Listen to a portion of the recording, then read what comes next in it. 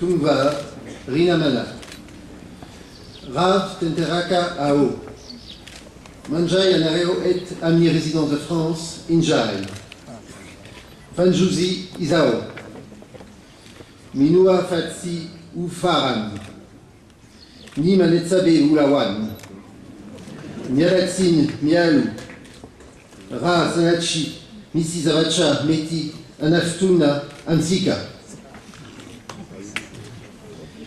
Je vous présente tout d'abord mes plus sincères excuses pour avoir écorché par ma mauvaise prononciation normando-auvergnate la langue natale de Jean-Joseph Rabéa-Rivel et de Jacques Ramananzar.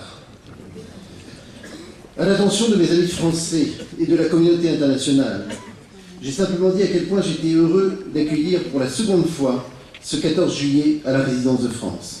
Un vieux proverbe français dit d'ailleurs que 2 ne va jamais sans 3.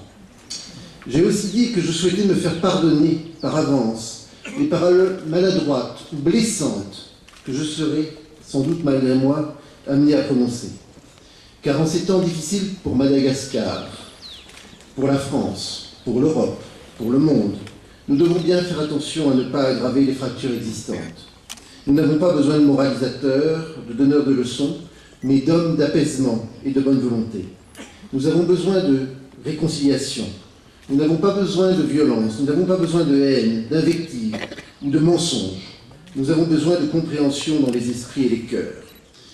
Je ne peux en revanche manquer de saluer ici la décision exemplaire et courageuse du président de la HAP, André Radzoel, qui a décidé de ne pas se présenter aux prochaines élections législatives et présidentielles.